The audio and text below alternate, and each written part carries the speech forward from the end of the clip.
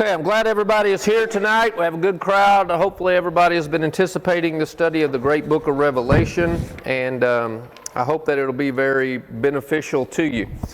I have made out a pretty detailed lesson plan, to use teacher terminology, though I'm not a teacher. It's right here. I'm just going to leave these right up here in front of Thurman. I'll have some up on the counters Sunday too. There's a bunch of them up here. This has a schedule of, we're actually going to be doing this. When I started putting the plan together last week, my original plan was to do Revelation only on Wednesday nights and finish it this year. That's not going to happen. Because, first of all, Revelation is 22 chapters long. The first Wednesday of every month is a prayer service. We're doing the Fall Festival on Wednesday, which is October the 30th. We have a Thanksgiving devotional, like we always do, on Wednesday right before Thanksgiving. Christmas is on Wednesday this year. So it's taking up all my slots, all this extra stuff. So what this schedule shows is it's going to go into the end of January, actually, and we're going to do Wednesday nights here, and then Sunday night we're also going to follow up on Revelation, because there's so much stuff. And if we just go through it real hurriedly and nobody understands or has an opportunity to ask questions, it's not going to be that beneficial. And I want it to be beneficial.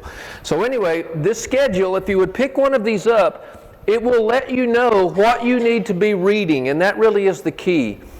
If you don't read the book of Revelation, you won't understand it.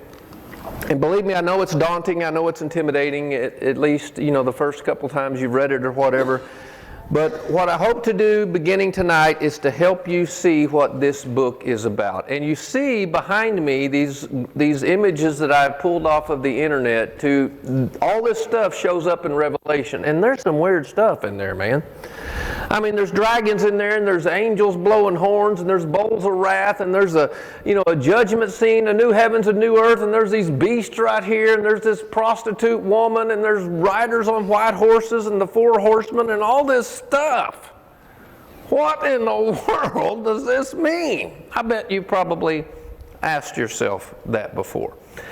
Well, it's my theory that in order for us to understand what the little details mean, and we're going to talk about all those little details. We're going to talk about the 1,000-year reign. It's very misunderstood, and I'm sure the interpretation that many have bought into is not correct. We're going to look at that. We're going to talk about the 666. We're going to talk about the mark of the beast. We're going to talk about the 144,000 and those beasts and all that stuff. But we're going to talk about it in the context of the book of Revelation. And I think that is very important. But in order to understand the details, you have to see the big picture first. It's kind of like one time, I'm not an artsy kind of person like my daughter is, and my wife is. That's where Tiffany got her artsy. She likes the arts and all that stuff. I like football games. I mean, that's the difference. But one time when Tiffany was younger, we went at Christmas time to go see the Nutcracker live performance, and that, and I went, I endured it. And after it was over with, Tiffany and Laura were just, oh, it was so good, it was great and everything. And either Laura or Tiffany, one of the two, said, well, what did you think of the story? And I went, story? They were telling a story? Seriously, I had no idea. And they had to explain it to me. And after they explained it to me, then a couple of years later when we went to see it, I'm like, since I had the big picture, I could see the details, how they fit into it. I get it. That's what I think we need to do in Revelation. If you don't understand what the book is about, you're going to have a very difficult time fitting the details into it. So, as I mentioned before, I'm a football guy, so I like to explain Revelation this way. The big picture. Revelation, here's the big picture. Revelation is about two teams. There's one team, that's the white team, and they have gold on. And there's another team, that's the red and black team. Anybody here a Texas Tech fan? Jim Thompson, you're not, are you? I didn't think so. I'm sorry if you're, Texas Tech fan, no offense. But in Revelation, there's two teams. There's the white team wearing gold also, and then there's the red and black team. And everybody knows good guys wear what? White. The good guys in Revelation, if you see white and gold, those are the good people. That's Jesus, and those are his followers. And if you see red and black, and we're going to see that a lot, Sorry, Texas Tech fans, but those are the bad guys. And the point of all this is very simple. Here's the point of Revelation. The white team wins. You better get on the white team. That is the point of the book. Not only is the white team going to win, in fact, the game, the real decisive battle has already been won. And Jesus is the captain of the white team. His team has already won. And I put this up here. Did you notice up here, which one of these is bigger? Black. Somebody said white. This one's obviously bigger, right? I did that on purpose. Doesn't it look like the red and black team is winning down here? That's what it looks like to me. You ever watch the news? How much white gold do they have on there? Not much.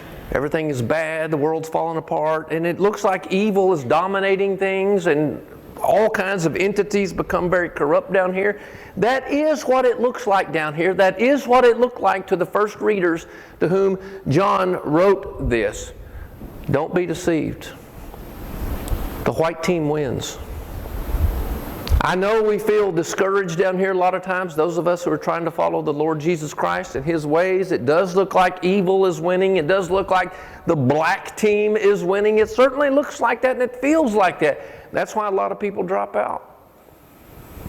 I think that's why people quit, because they don't see the big picture, because it feels like evil and all those things of this world, it feels like it's winning, and everybody wants to be on a winning team, right?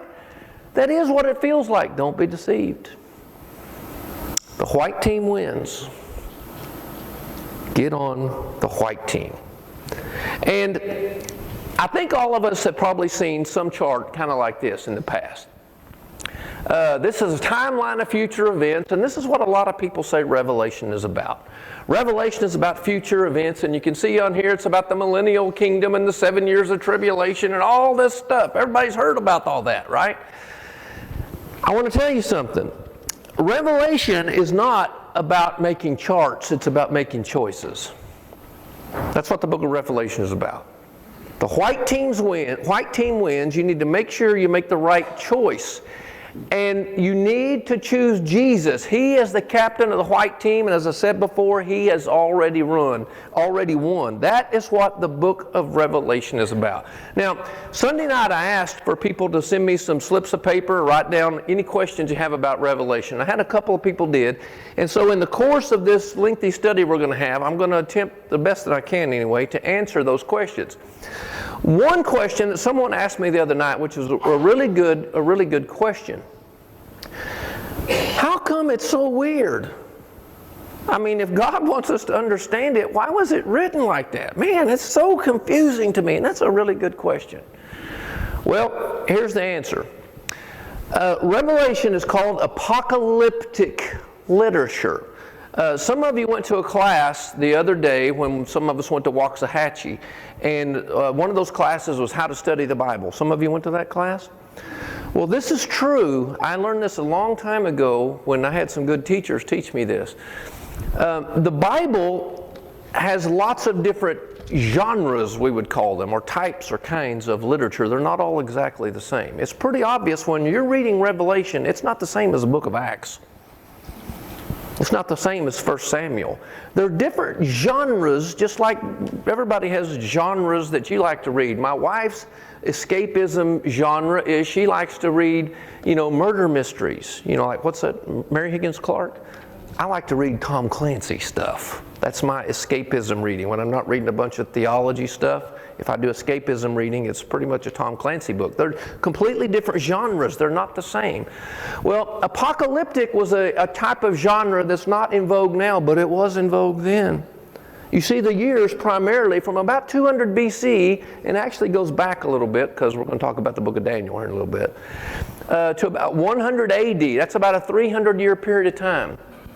And it was this genre of writing, this style of writing that uses a bunch of imagery, a bunch of pictures, a bunch of symbolism all over the place. That's what they were used to. We have types of writing now that I guarantee you, if 1,000 years in the future somebody got it, they wouldn't be able to make heads or tails of it. Any of you read political cartoons or look at them? Sometimes they publish them in the paper. You ever look at political cartoons? Like if you see on a political cartoon and it doesn't have anything else, all it has on there is a picture of an elephant and it's a political cartoon, what does that mean? Those are Republicans. We all know that. And if it has on there a donkey, what does that mean? Democrat. We all know that. And then we know the kind of language that goes along with political cartoons. We're used to that. Well, they were used to this type of language. Here's interesting. A lot of people say about Revelation. I'll never forget. In fact, it was when Laura and I were on our honeymoon. This was we were married on Saturday, the August 10th, 1991. So on Sunday, August the 11th, 1991, we were driving down to San Antonio where we were going to do our honeymoon. And we stopped in one of these towns between San Angelo down there, Kerrville or somewhere, Junction, somewhere down in there. And I remember, we went to Bible class. I wanted to start off right. We're not just going to worship. We're going to go to Bible class. We even went to the potluck afterwards, to my wife's chagrin. And looking back on that, I thought, maybe we shouldn't have done that. But I wanted to make a statement right at the beginning of our marriage. We're not just going to be, we're not just going to show up every once in a while. We're going to be there. So anyway, they taught Revelation in the Bible class, and here's what the guy said. Revelation was not meant to be understood. It's written in secret code and we can't understand it. I raised my hand. Sorry. The title of the book is The Revelation. And it says right there, that word that's underlined there, that weird looking word is a Greek word, apocalypsis. In fact, in Greek, it's the very first word of the book. The apocalypsis, the revelation, it means to unveil, to make known. God is not trying to confuse us with this book. He was writing to those people in the first century. They would have understood exactly what all these symbols meant. It was not meant to be some secret code that was meant to be hidden. It was meant to be known and revealed. That's the title of the book. What a weird name for a book if God's intending to conceal information. It's the revelation of Jesus Christ, not the concealment of Jesus Christ. And notice what it says. It's the revelation of Jesus Christ. I want everybody to hear this. It's so important. I know what you've heard. I know what I've heard over the years, and what people like Hal Lindsey, who wrote a book in the 70s called The Late Great Planet Earth, and that Revelation is about the end of the world and about the future times, and it's about Russia and China and the United States and all that kind of stuff. We've all heard that, right? That's not what Revelation is about. Look at the first verse. This is the revelation of Jesus Christ. What is Revelation about? It's about Jesus Christ. It is making known to them and to us very, very important and crucial things about Jesus Christ. That's what Revelation is about. And then it says this. He continues in verse 1. He says, which God gave to him, gave to John, to show to his servants the things that must, what does it say? Read it with me. The things that must soon take place. He made it known by sending his angel to his servant John. How many of you have heard Revelation is all about the future? Then why does he say, I'm writing about things that must soon take place? And if you look at that little reference I gave there, chapter 22, verse 6, which is the end of Revelation, he says it again at the end of the book. I've been writing about the things that must soon take place. Revelation is not for us to make a chart about all these future events that are going to happen way out there in our future. Revelation was about things that were soon to happen to people living in the first century. That's been a long time ago. Now, there are some things in Revelation that still have not yet happened yet, but that's not mostly what the book is about. Obviously, Jesus hasn't come back yet. The full completeness of his kingdom has not yet happened. His kingdom is already here, has been for thousands of years, his rule and reign on the earth. But as far as everything being subdued and under the dominion of God, well, that's plain to see. That hasn't happened yet. Does it look to you like everything's under the rule and dominion of God? No, not yet. That will happen one day. But he's writing about things to these first century Christians. He's writing to them about things that would soon take place. That seems an odd way to begin a book, if it was meant to be about things thousands of years in the future, doesn't it to you? And so I'm saying that because I think sometimes just reading the book, reading what it actually says, not what we've heard it says, really helps us to understand. Now, I'm about to reveal something to you, or to maybe say something you maybe you haven't thought of before, but this is really, really important. I mentioned just a second ago that Revelation is a genre of literature called apocalyptic, which has visions and numbers and symbolism, and it was designed for people who are undergoing times of great stress, which these first century Christians were, which I'll get into why here in just a minute. So that's what Revelation is about. And there are a couple of other books in the Bible. If you're going to understand Revelation, you really need to spend some time in these books.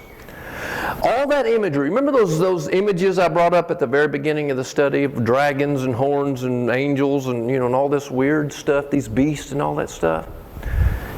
Every single one of those images. Here in the last 6 weeks, I have spent a whole lot of time reading and studying Revelation and some supporting books and trying to map out where we're going to go with this. Every single image, every single vision in Revelation, he gets it from the Old Testament. Every one of them. The beast and people getting a mark on their forehead and the 666 and horses and all this weird stuff, where does that come from? It all comes from the Old Testament. Primarily 3 books. He does refer to the book of Genesis quite a bit. He does refer to Psalms quite a bit, but the main places he gets his imagery from are these 3 books: Ezekiel, Daniel, and Zechariah. Almost all of the imagery in Revelation comes directly out of those books. Why did they understand it so well and we don't? They knew their Old Testament so well. To put it in guys' lingo, guys, they knew their Old Testament like we know Sports Illustrated. And ladies, they knew their Old Testament as well as what do y'all know? Good Housekeeping? Whatever, I'm guessing. I don't know what y'all read. Okay. Whatever it is, y'all are real familiar with. Okay, you get my gist. So he gets all this language from these Old Testament books, and this is really important to understand what is revealed, which is what the book of Revelation is. If you want to understand the book of Revelation, in other words, you need to know what was sealed. Now let that little phrase sink in. This is really important. This is one of the keys to understanding the book of Revelation. If you want to know what is revealed here in book of Revelation, you have to understand what was sealed. And here's what I mean by that. Go back to the book of Daniel, which I just mentioned a second ago. Chapter 8, verse 26. If you read the book of Daniel, and LaSalle is teaching a class on that in here on Sunday morning. But let me just give you a long story short. There's a bunch of weird stuff in Daniel too. He has dreams and images. In Daniel 8 verse 26, God tells Daniel, seal up the vision, for it refers to many days from now.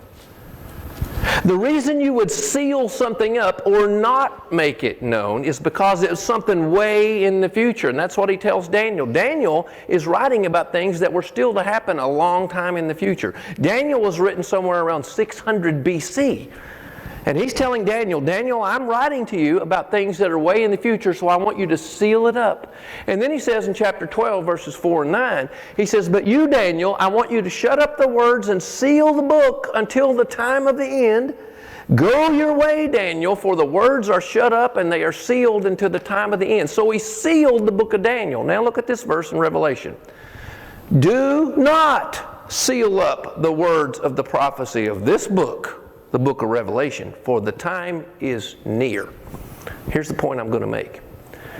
The reason he told Daniel, who was writing roughly in 600 BC, the reason he told Daniel, seal this stuff up, is because the things that he's writing about are still a long ways in the future. In fact, they were approximately 600 years in the future, talking about things that were going to happen in the first century, things that were happening when Revelation was written. And the reason he tells John in Revelation, do not seal up the words of the prophecy of this book, is because the things that I'm writing to you about, they're just about to happen right now in the first century. And so I want you to think about this for a second. Why would he seal up a book about 500 years in the future and not unveil those things? And yet why would John not seal up a book? Or why would John not seal up a book which is 2,000 years in the future? Does that make any sense?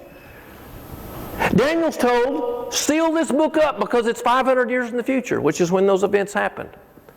But yet in Revelation he says, don't seal this book up, and yet it's supposedly, according to most people's thinking, it's thousands of years in the future and haven't even happened yet. That doesn't even make sense. I'll tell you what does make sense. Daniel, here's why I want you to seal these things up, because they're still a long ways in the future. Not in our future, in their future. Is everybody with me? In their future. They're a long ways in the future, about 500-600 years in the future. In the 1st century AD is when I'm writing about these things, between now and the 1st century AD.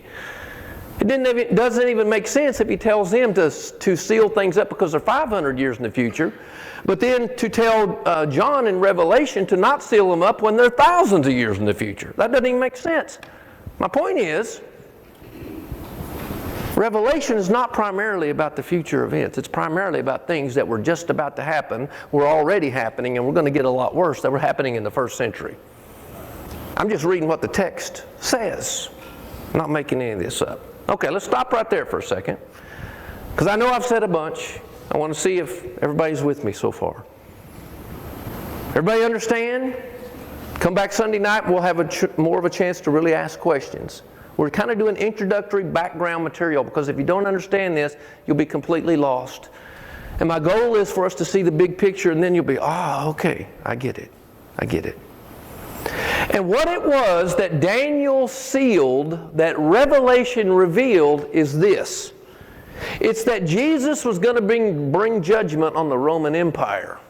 And it would fall, and God's people would be vindicated, and ultimate victory would be to those who overcame Rome and who did not compromise their faith in dire times.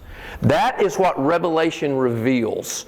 Rome is going down, and I guarantee you, if you lived in 1st century, if you lived in the 1st century, it sure didn't feel like Rome was about to fall. We all know how powerful the United States of America is today. We live in a really powerful country. We're powerful economically, we're powerful socially, we're powerful culturally, we're powerful militarily. But people would say, or those who know a lot more about it than I do would say, Rome was way more powerful. They controlled the known world. They didn't know the whole world at the time, but what they knew about, they controlled the whole known world. This was an incredibly powerful empire. And they were oppressing the people of God, and it sure didn't feel like they were about to fall, but you know what they did? Now Rome is not an empire, Rome is a town. It's not an empire, and there will come a day when the United States will not be the big dog on the block like it is right now. They just don't last forever. That's just not the way that it works. And so what Daniel was writing about, what the book of Daniel is about, there's a bunch of weird visions in there once you get past chapter 6. Up through chapter 6 in Daniel, it's pretty normal. You get past chapter 6 and it's as weird as Revelation. And what it's about in a nutshell is he's writing about these empires that are going to come in the future, in their future, between 600 BC and the 1st century AD. And he writes about all these empires. And he seals it up because he says this is still in the future, the fall of Rome. Revelation says it's about to happen, so I'm going to tell you, Rome's going to fall. Jesus is going to bring judgment on the Roman Empire for their evil and their wickedness and their oppression of Christians, and Christians are going to be victorious. That is what the book of Revelation is about. It is primarily about the fall of the Roman Empire. Now, I know what you might be asking. Well, here we are. We live thousands of years after the Roman Empire reached its peak in somewhere around 200 AD. And then it didn't crumble in 200 AD, but it began its fall for lots of reasons. And we're thousands of years past that. What does it have to do with us? Revelation is not written directly to people living in the United States or in any other country. That's true. It's not written directly to us. Neither is any book in the Bible. You know why Colossians is called Colossians? Because it's written to people in Kaufman, Texas. Of course not.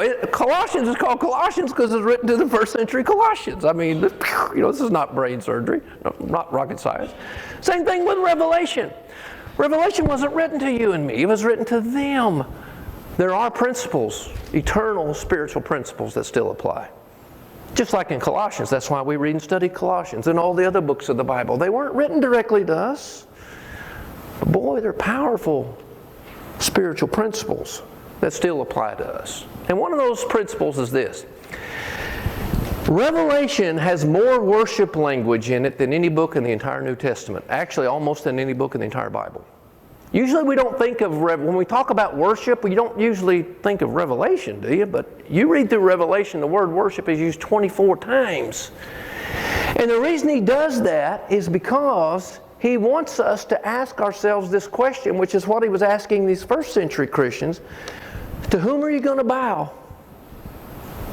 That's what worship really means. It comes from a word that means to bow the knee before. To whom are you going to submit? To whom are you going to worship? To whom are you going to follow? That's what we all need to be asking ourselves. That's a good question for us today, isn't it? Who are you going to follow? Who are you going to bow down to? Who are you going to worship? So, we're going to talk about Numbers now. Not the book of Numbers, but Numbers. Because Revelation, and I had some people ask me this the other night, and they're good questions. What about those 144,000? And what about this 1,000-year reign and all this stuff? I want everybody to understand something. You won't understand the book of Revelation if you don't get this. The numbers in Revelation, almost always, I'm not going to say every time, there are some, a few where that's probably literal. The numbers are figurative numbers. The numbers are not to be taken literal. The 144,000 that we'll get to, that's comes in two places, chapter 7 and 14. But in those two places, the 100, he's not talking about, as you know, there's some people that say there's only going to be 144,000 people saved. I can prove to you just by reading that passage, there's no way that's what he's talking about. I'll show it to you like, how did I never see that before? It's as plain as day when you actually read what the text says. But let's talk about numbers for a second. Here's some things about the symbolism of numbers. The number 4, like you're going to see these 4 horsemen, and they're different colors. One of them's red, and one of them's black, and one of them's green, one of them's white. What does 4 mean? 4 is the number of the earth, earthly kinds of things. And you can see some references here, not only in Revelation, but some other places. 6 is the number of man and beast, but primarily man. You remember on the days of creation, what was created on the 6th day? People. God created Adam. And 6 is a number of imperfection, because we all know we are imperfect. And that's going to fit in well. You know later in the book, this is going to, when you get to chapter 13, which is one of the weirdest chapters in the book, that's where there's a 6 and another 6 and another 6. That's not literal. And I'll tell you what he's saying.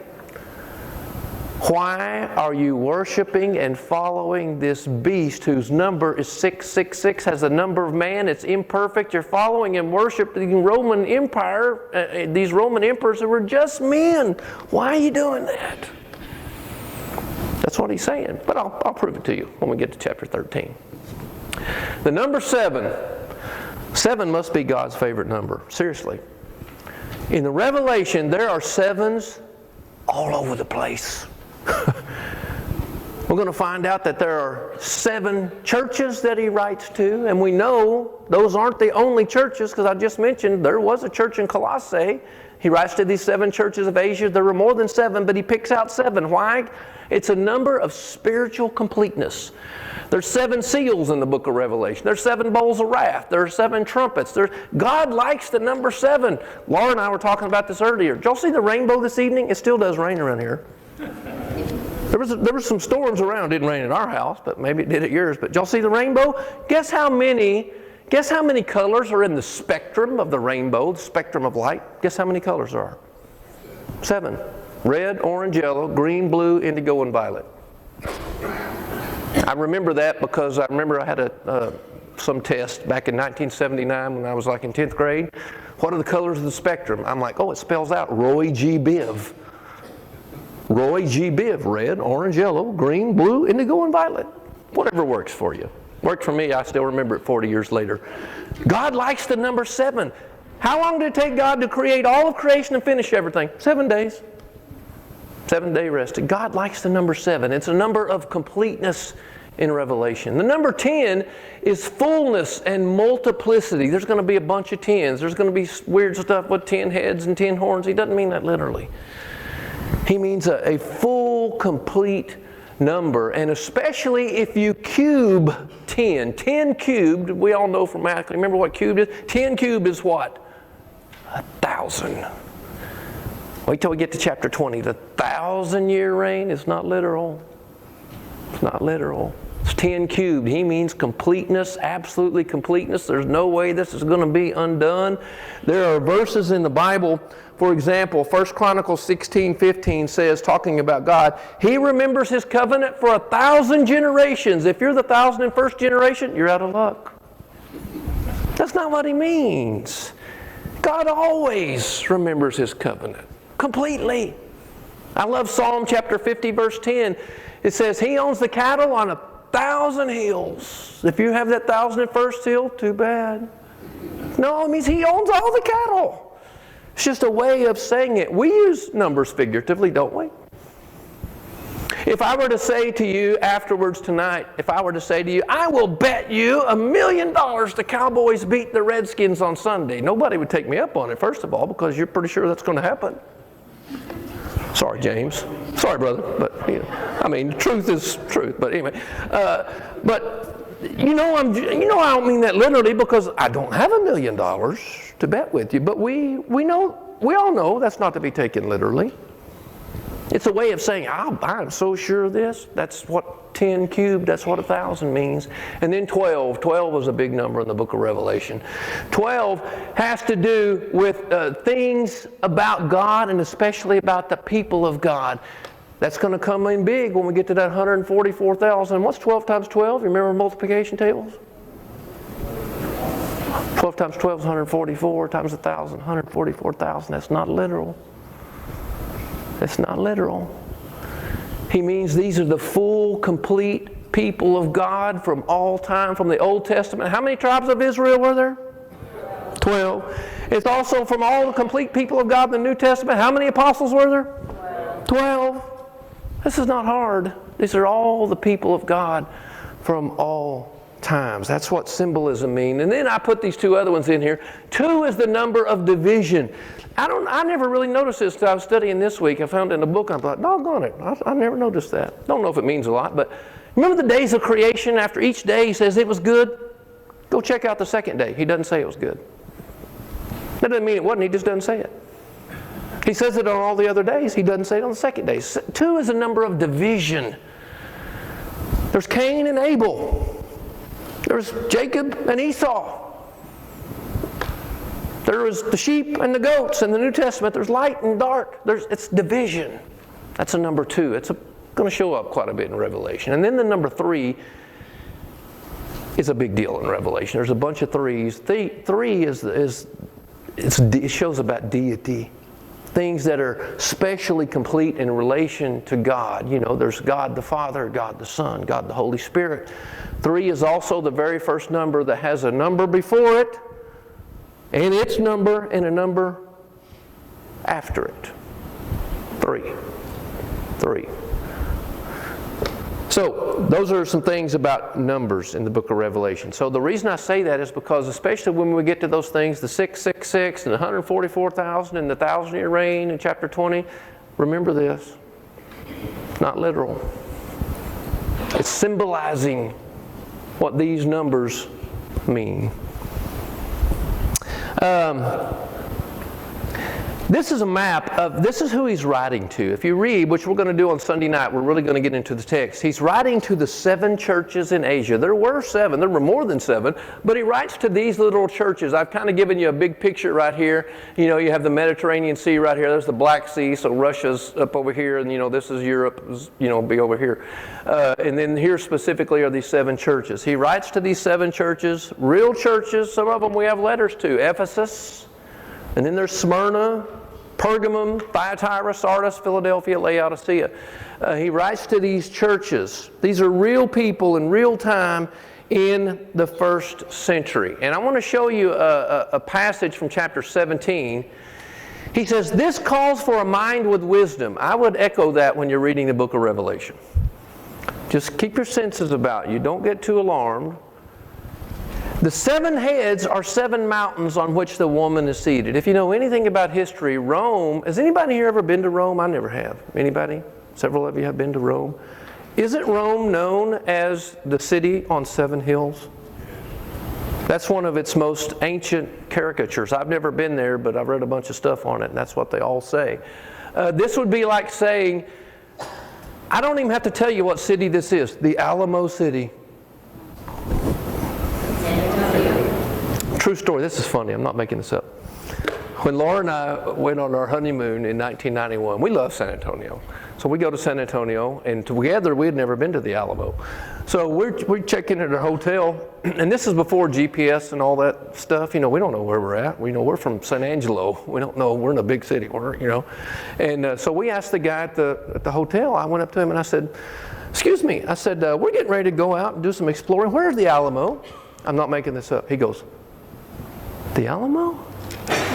He goes, "The Alamo." He had no idea what I was talking about.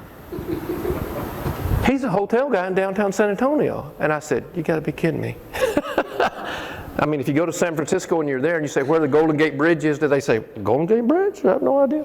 I mean, so we know, things stand for things. So Rome, he's talking about Rome here. He's talking about the 7 heads or the 7 mountains on which the woman is seated. That's what Rome is known for.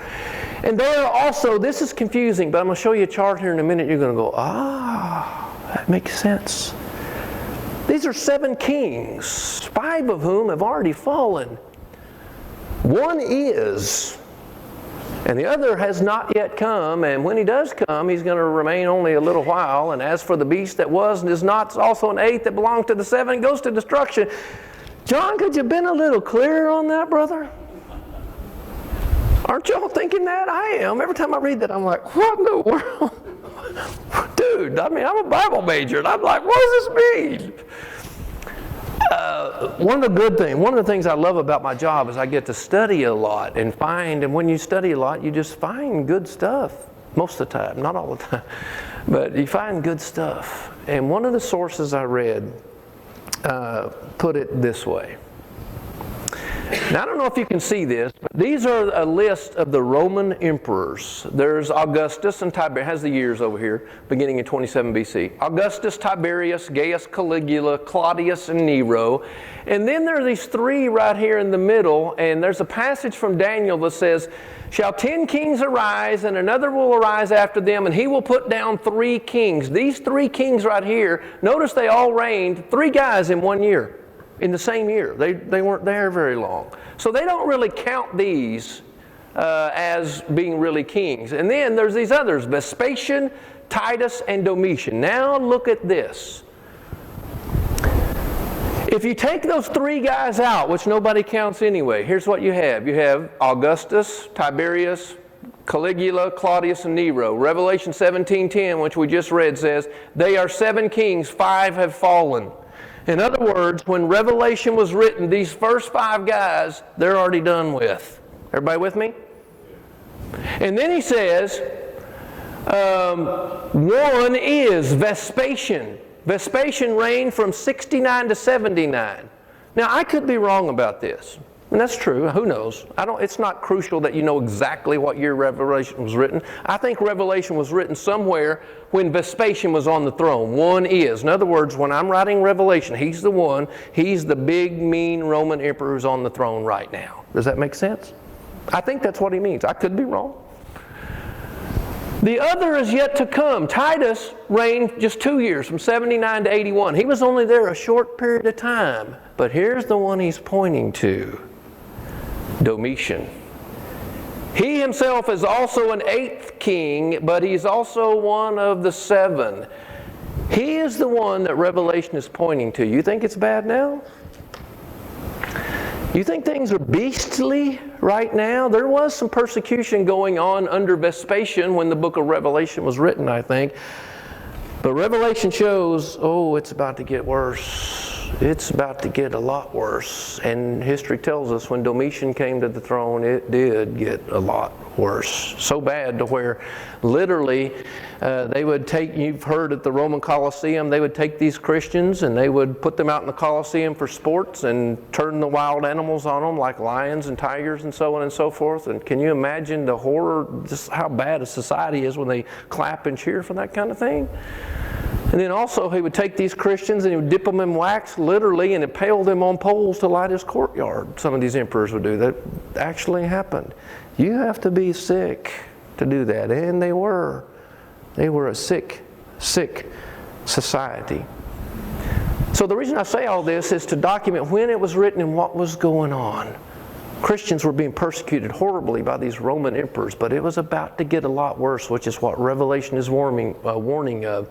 But he's also trying to give them the big picture. Guys, I know it looks bad right now. It looks like the black team, Rome, and their Caesars, their emperor. It looks like they're winning. I know, and it feels like it. Don't be deceived. Don't be deceived. White team wins. And then I love this passage.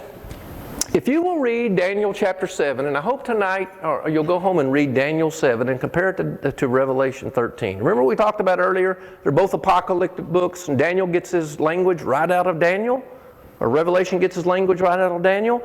Here's what Daniel says. He's looking into the future. This is why it's going to be sealed up, because it's still a long ways in the future. And he has this vision of all these different kind of beasts. And those beasts are a lion, a bear, a leopard, and a terrible beast. And those represent the nation of Babylon, which is the 600s, 500s BC, the Medes and the Persians, 500s, 400s BC, the Greeks in the 300s BC, and then after that comes the nation of Rome, 600 BC to 70, 90 AD. If you will look at Revelation, but notice Daniel, he's looking into the future. But when John writes Revelation in chapter 13, he talks about these beasts. Notice he says there's a terrible beast, there's a leopard, there's a bear, and a lion. What do you see about this list compared to that list? They're exactly the same beast, they're just in reverse order.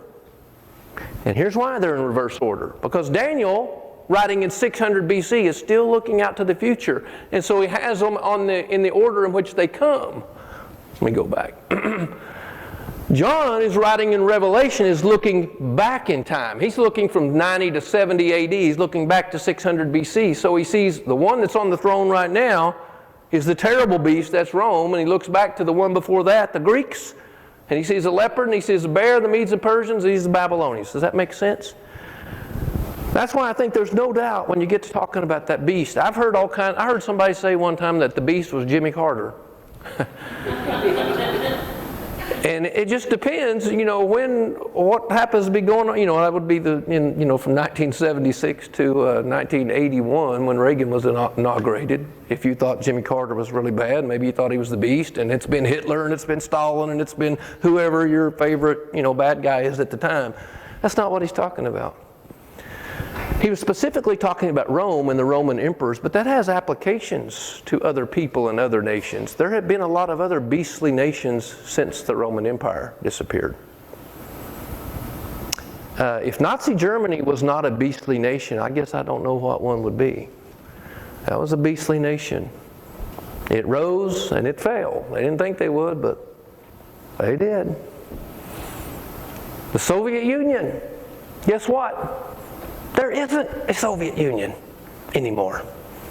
Who would have thought that would happen? How many of you alive when I was in 1989, you thought, the wall would come down, no more Soviet Union? I wasn't ready for that.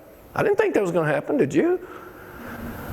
God causes nations to rise and fall. But all this is pointing to what Revelation is about God's going to bring judgment on Rome and also on any country or any group of people in the future who don't follow Him and follow His will. So as we get ready to wrap up, these are some verses in Revelation that really show you what the book is about. Don't fear what you're about to suffer. Notice, it's bad now. It's about to get worse. Be faithful unto death. I'll give you the crown of life. Keep hanging in there, guys. And then he says in chapter 2, verse 25, hold fast what you have until I come. Hold fast. Keep on holding on. Chapter 3:11, hold fast what you come so that no one will seize your crown. I'm going to give you a crown of life. Don't let anybody take it from you. It's worth it. Keep on hanging on.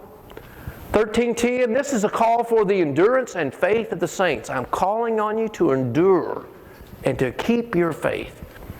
And then he says, 14:12, here's a call for the endurance of the saints, those who keep the commandments of God and their faith in Jesus.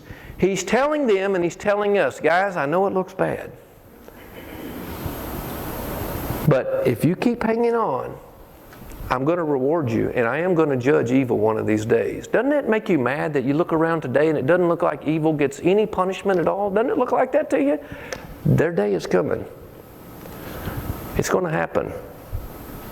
And so I want to remind you what this is about. Revelation is about two teams. To put it in language that we here in Texas can understand. There's the white and gold team. Those are the good guys. And they look pretty small, and they look surrounded by the big bad guys in black and red, the evil team. And it looks like we're not going to win. Don't be deceived. The white team wins. Get on the white team. If you're not on the white team, you've got to be on the white team.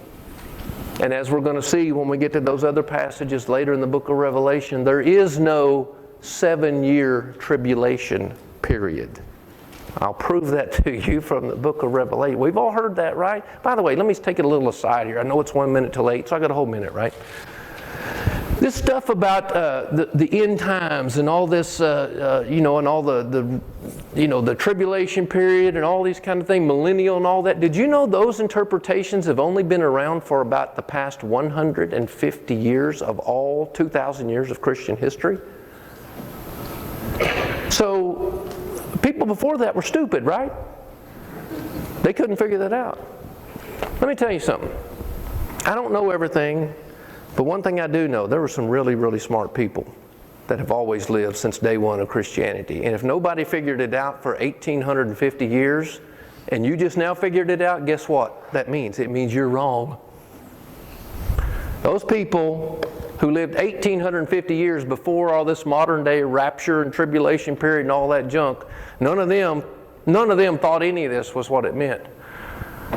Tribulation period and literal 1,000-year reign, and Jesus setting up his kingdom in Jerusalem and reigning for 1,000 years, and you're getting a second chance and all that. That's only been around for the last 150 years. That ought to tell you, that ought to send a red flag up. If it hadn't been around for a long, long time, if you come up with some interpretation of the Bible that nobody else ever thought of, guess what that means? Go back to the drawing board.